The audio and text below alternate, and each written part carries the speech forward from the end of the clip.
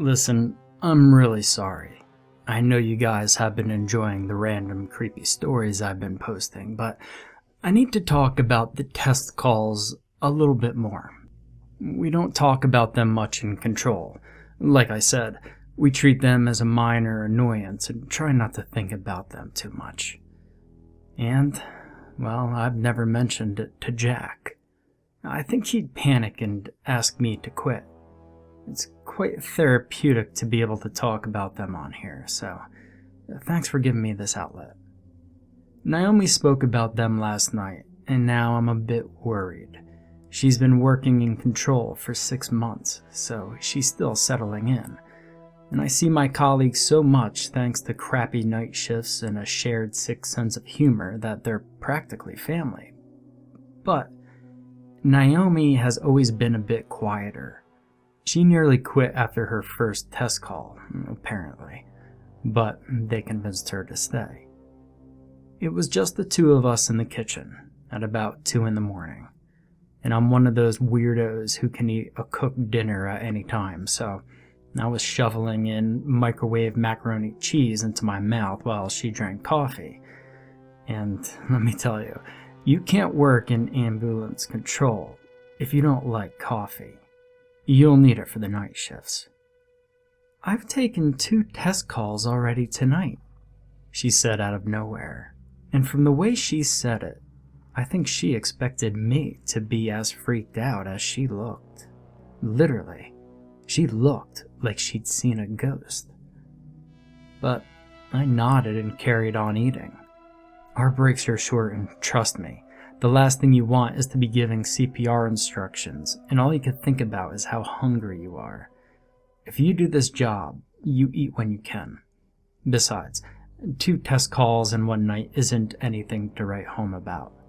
It's bad luck more than anything, in the same way that landing an uncomplicated birth call is good luck, and getting stuck on the line to Mr. Filton, who wants to talk about his stools in immense, gruesome detail, is very bad luck. What do you think would happen if we answered? Naomi asked quietly. And my heart just about stopped, and the macaroni fell off my fork. We don't talk about the test calls, never mind the possibility of answering them. It would be bad, I said, hoping my tone made it clear I didn't want to get into a conversation. We'd disappear and never be heard from again. Oh, we don't want that, Naomi said, and she sounded so thoughtful and almost hopeful, and it was enough to tear me away from my dinner to stare at her. She just looked lost and thought, like she was actually considering answering the test call. No one's disappeared since either of us started, have they? Maybe it's just a prank. It'd be a sick prank, I muttered. I didn't like where this conversation was going at all, and I'm getting shivers just thinking about it now. They prank everyone, Naomi replied matter-of-factly. She has a point. After my first emergency call, for something simple like a broken leg, I think, the dispatcher came over and told me that the crew arrived and found the patient dead. They hadn't, of course, but I thought I'd killed someone on my first day. And like I said, sick sense of humor, it's pretty much mandatory. I didn't want to talk to her about it. The test calls creep me out more than I'd like to admit. And I deal with death on a daily basis. I've listened to people's last breaths and been the final person they've ever spoke to. I'm not a wimp, but it's unsettling. You do always have that little chill down your spine when you hear the beep in your ear of a new call coming in. And just in case it's a test call, your breath catches in your throat. Your chest constricts, and that is constant. We can take upwards of 100 calls per call handler in a 12-hour shift.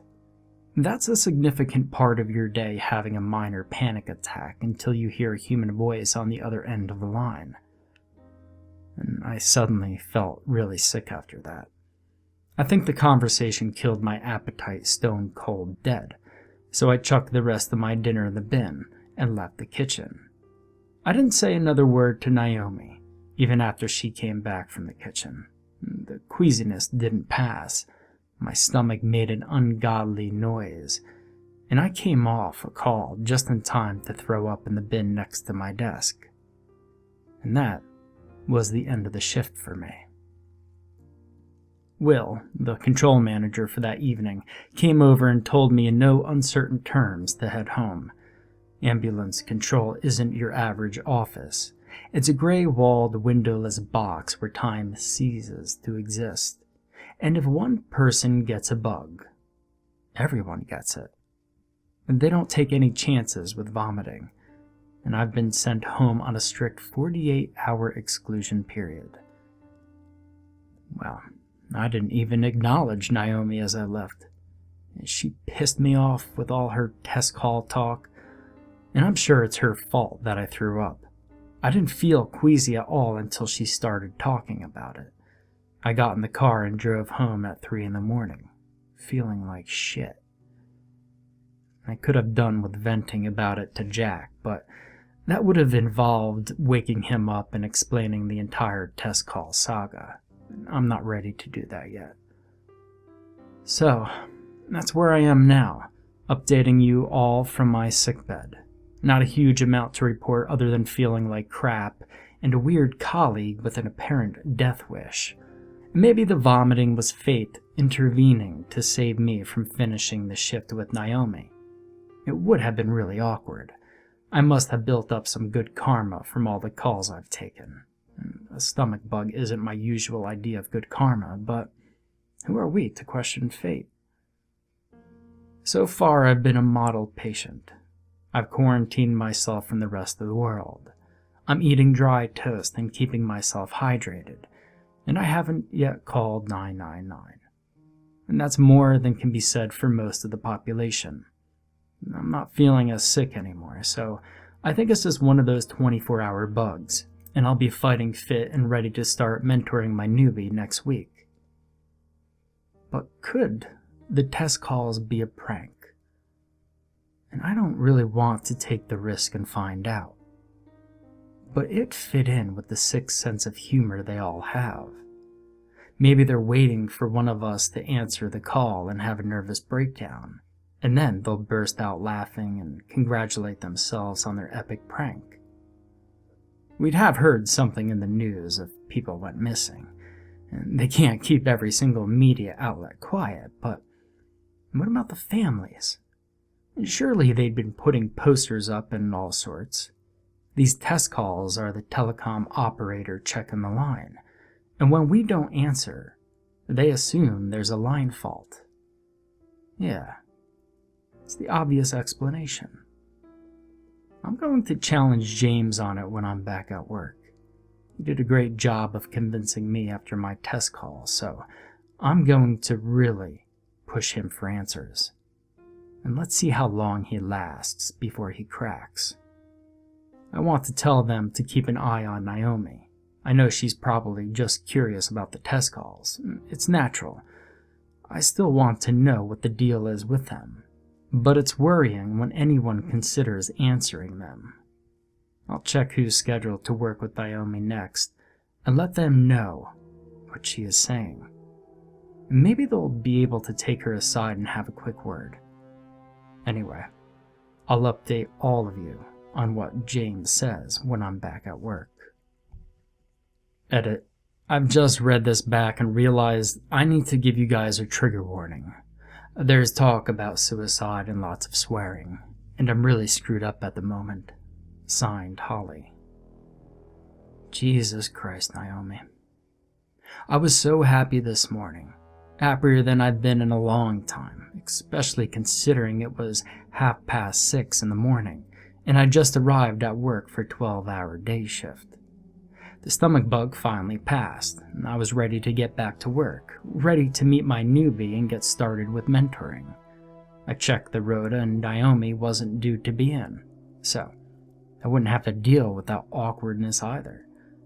I walked into the training room, full of joys of spring, to be greeted by what felt like a funeral. As soon as James told me that Naomi had disappeared, my heart fell into my boots. My brain was screaming. Of course she disappeared.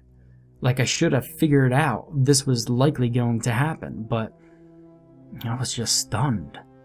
I thought she was stressed about the test calls and wanted to convince herself it was a prank.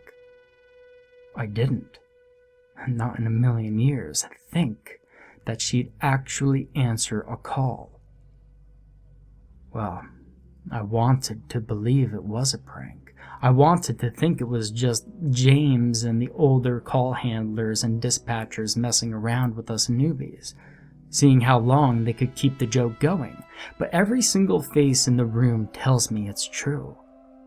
There are call handlers who've been here longer than James, and they look crushed. This wasn't a joke. This was someone's life.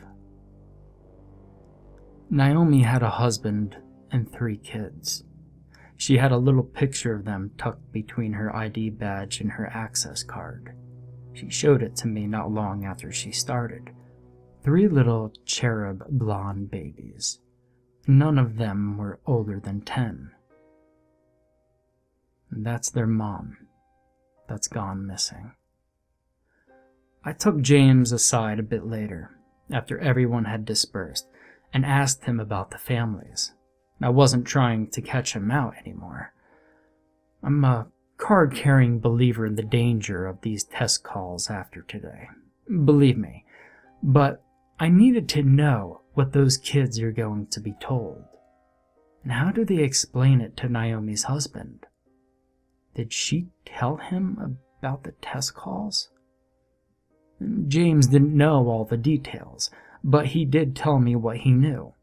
The police told Naomi's husband that she'd purchased a train ticket to Eastbourne, and a body had been found at the foot of the cliffs on Beachy Head. And they were fairly certain it was Naomi's body. But they'd have to wait a while to formally identify her, because her body was damaged beyond recognition by the fall and the seawater. Apparently, that's what they tell all the families. They couldn't handle the stress of the job. They kept it all hidden from their families and friends, and one day they just snapped. They boarded a bus or a train or a plane, traveled to a suicide spot and killed themselves in a way that rendered the body unrecognizable. I asked if they were going to investigate Naomi's disappearance. His look was answer enough. And what can they do to investigate?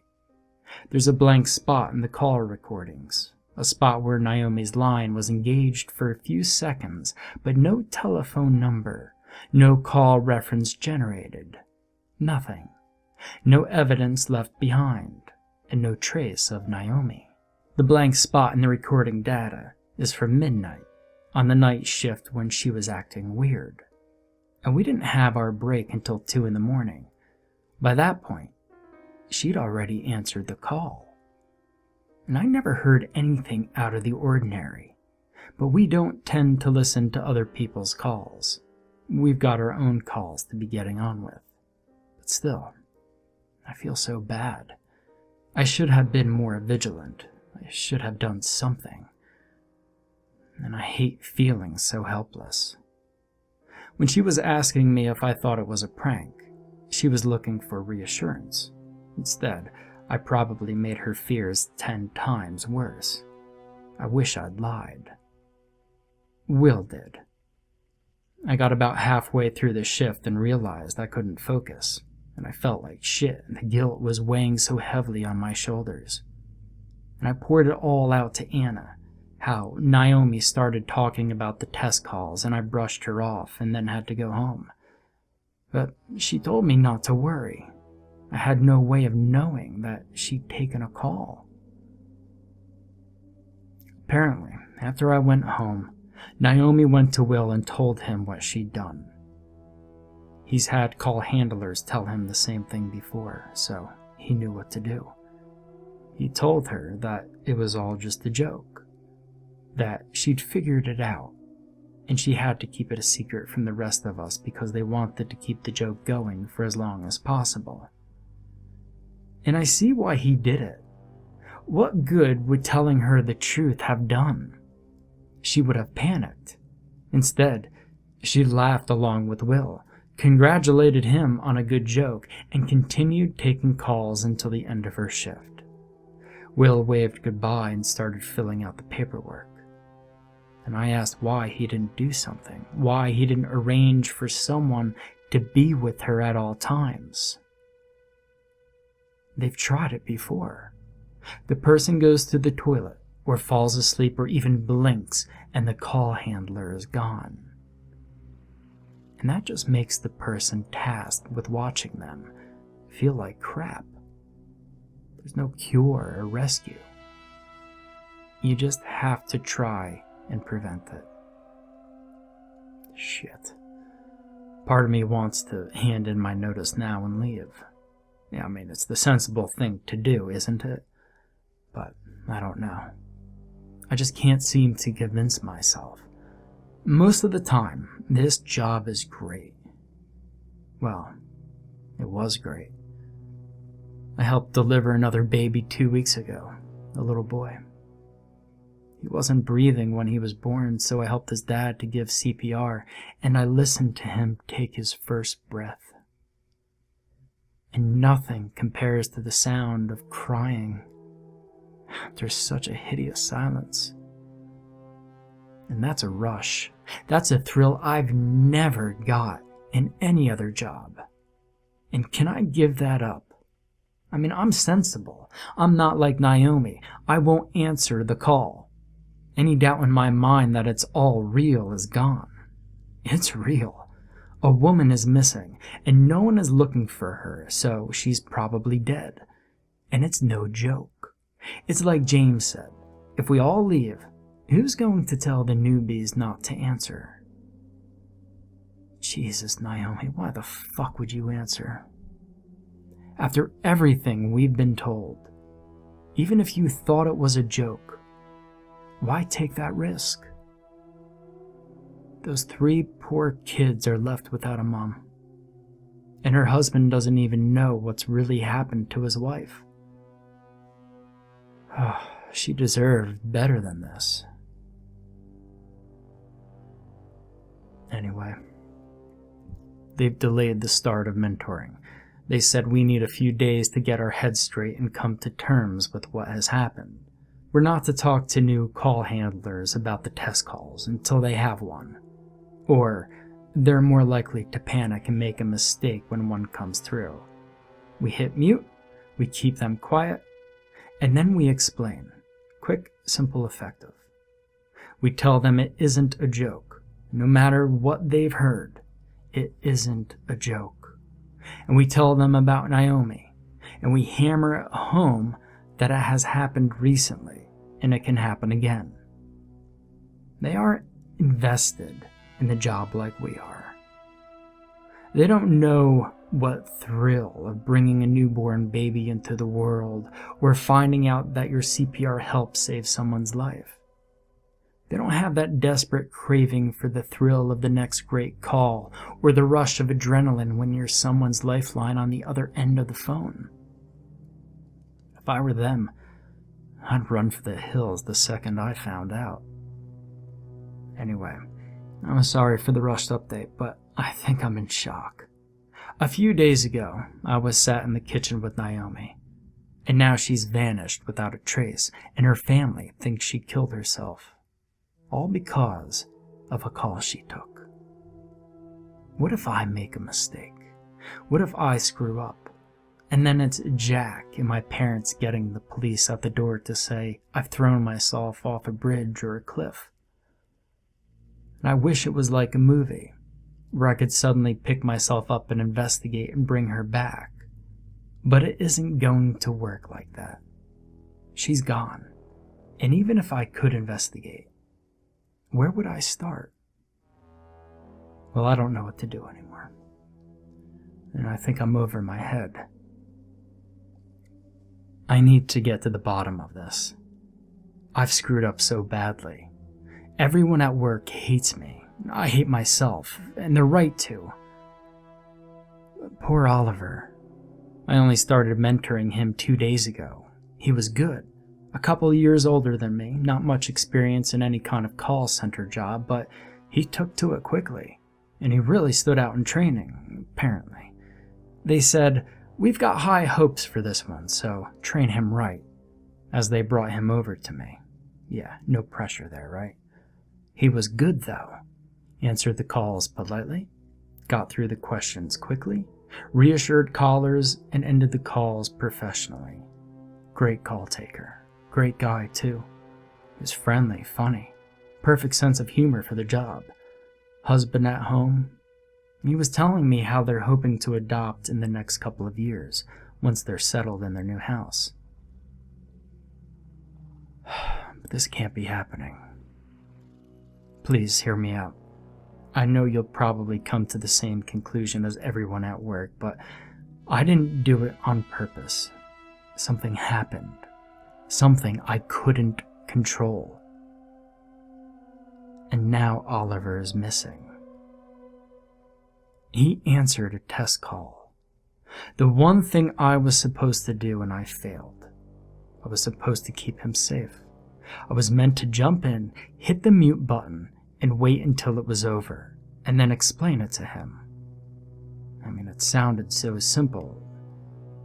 I know I was panicking about it a few days ago, but once I met Oliver, I figured he's a clever guy, he'll get it, and I was determined to be extra vigilant after what happened with Naomi. But we were on night shift last night, and if this update is garbled or mixed up, I apologize. I'm writing it on next to no sleep in 24 hours and a lot of adrenaline.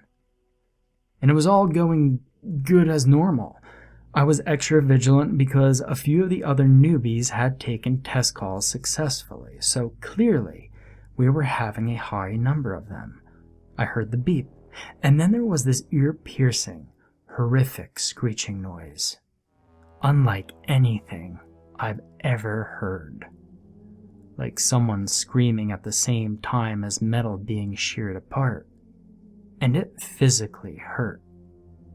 It was like someone had reached into my ear and was trying to drag my brain out through the tiny hole there. I ripped my headset off in agony and looked at Oliver, expecting him to be having the same reaction. And he gave me a weird look, like I was crazy. And he turned back to the screen. "What was that? Sorry. Test call?" he asked. It was like a gut punch. I felt nausea rise in my throat, and I swallowed hard to stop myself from throwing up. It felt like my heart skipped 6 beats in a row, and my breath caught in my throat, and I grabbed Oliver's shoulder, shaking my head desperately. But it was too late. Okay, thank you," he murmured, clearing the line before turning to look at me. "What the hell was that, Holly?" And he looked more amused than angry, clearly thinking that my outburst had been some kind of practical joke to haze the newbies. And I couldn't speak.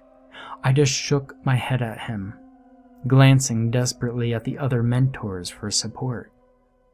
Alex, who was sat next to us, was already calling Anna over. She saw my expression and beckoned us both into a side room.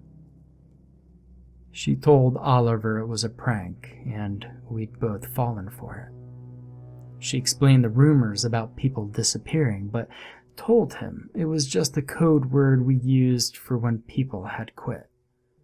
And he was pretty shaken by my outburst, so she told him to head home and forget about the rest of the night shift, and she'd consider finding him a new mentor tomorrow. And this was when I knew that I was in deep shit. I tried my hardest to explain.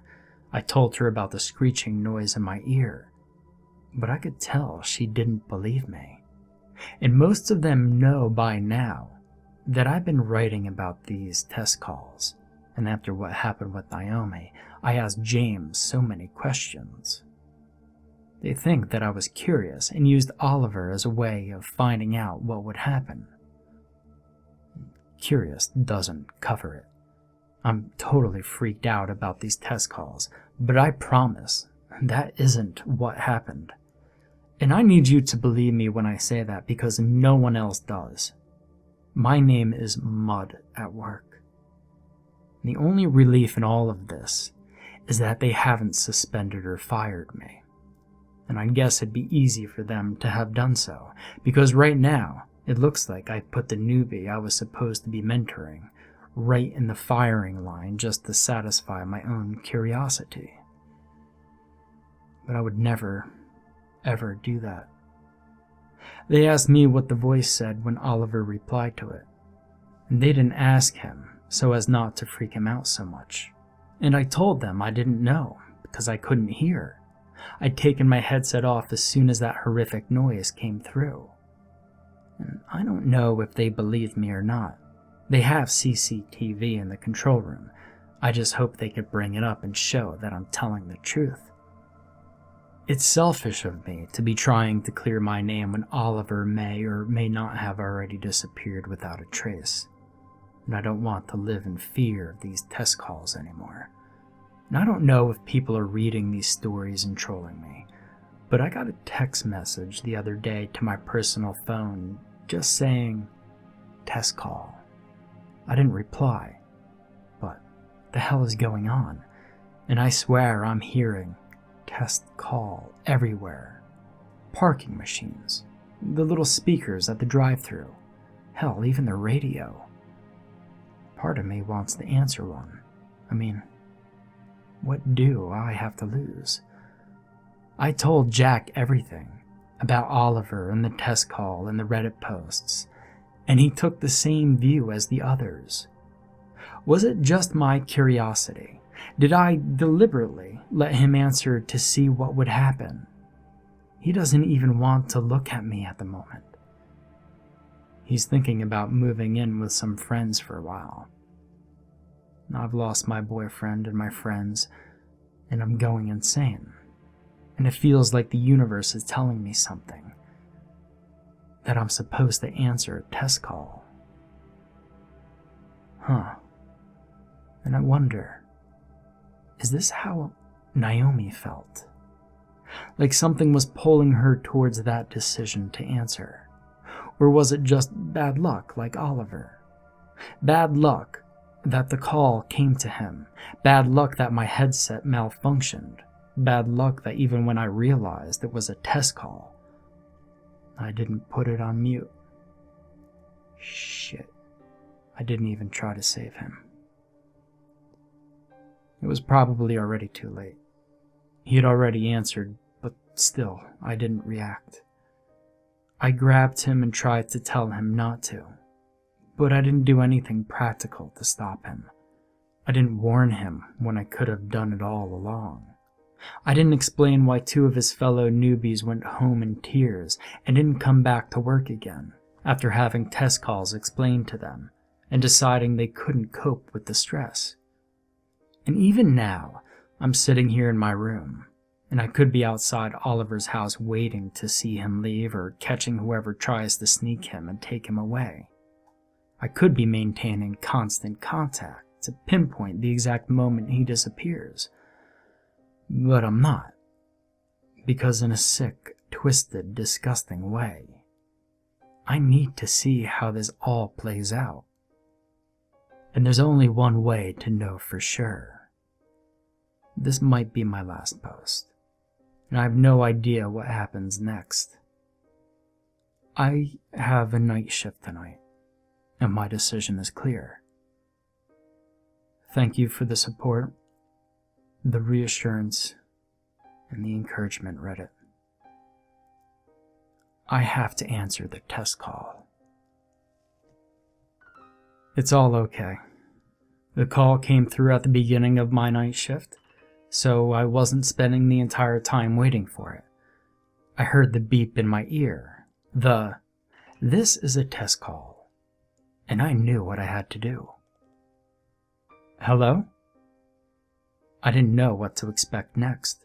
I didn't get to hear what Oliver heard when he answered, so this was almost exciting. Test call passed, commencing stage 1. It was a bit of an anticlimax, really. I'd expected something menacing or threatening, a growling voice or something like that. The same cold, computerized voice, just saying something different. And I didn't tell anyone I'd answered the call. After the situation with Oliver, I doubt any of them would care. They'd probably celebrate. And this was one of the main reasons I answered the call, after all. I walked in for my shift, and everyone was just glaring at me.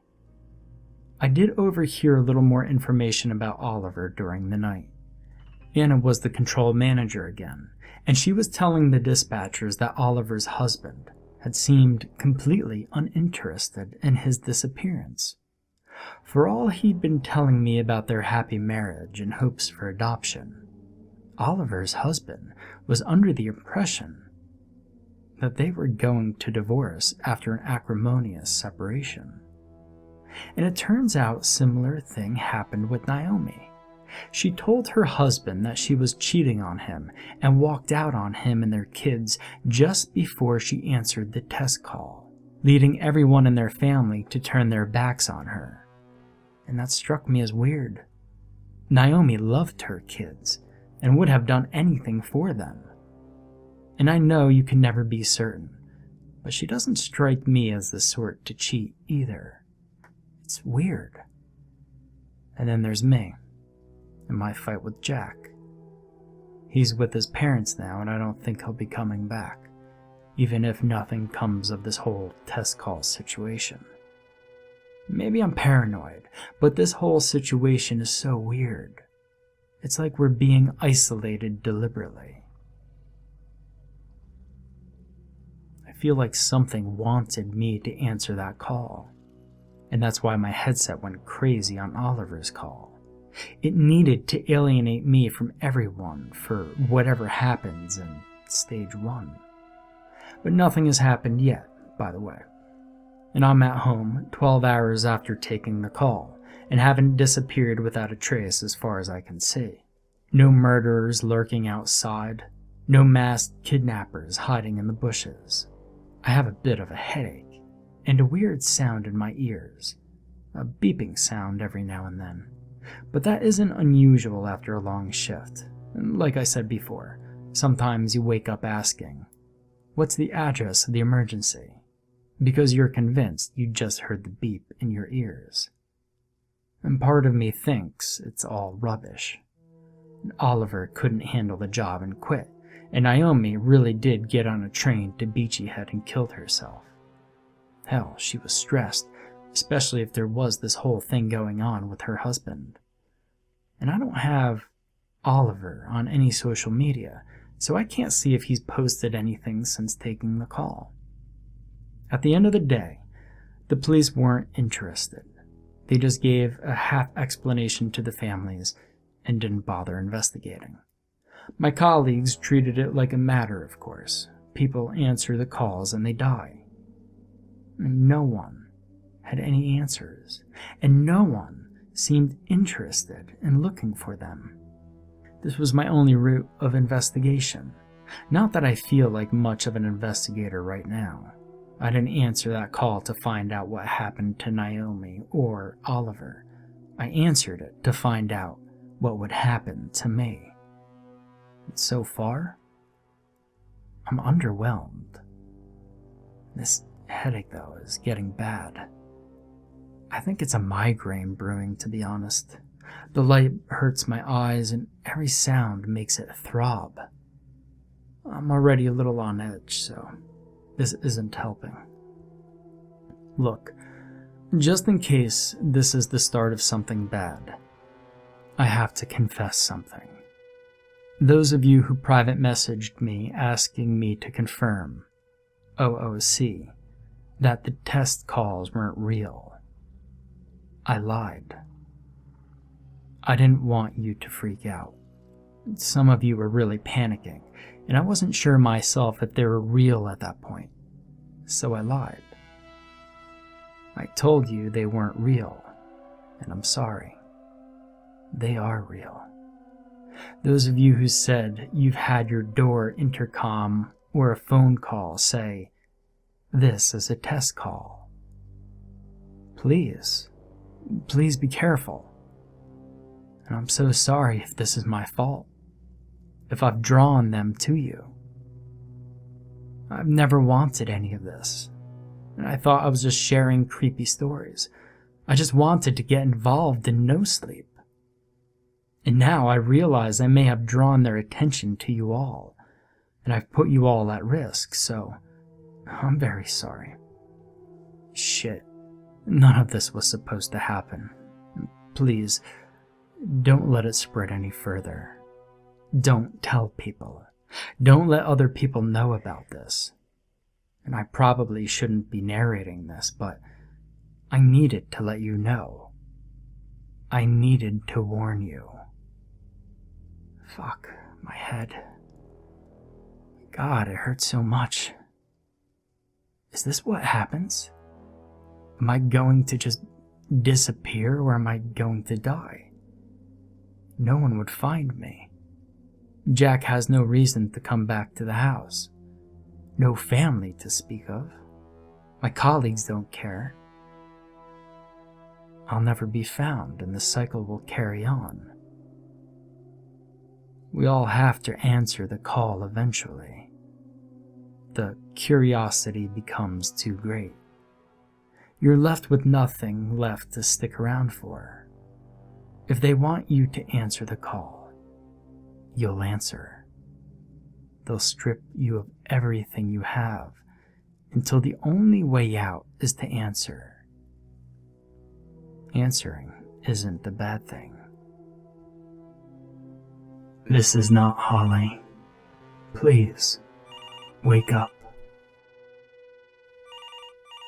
I'll be fine. Everything is going to be fine. Don't answer. Please, don't answer. I'll update again tomorrow, Reddit. And what will we be on by then? Part 13 or something? And let you know if this headache comes to anything. And honestly, I think I'm going to be fine. I'm strong, and I won't let this beat me. Help me. Please, help me. I'm fine. This is a test call. Test call passed. Commencing Stage 1.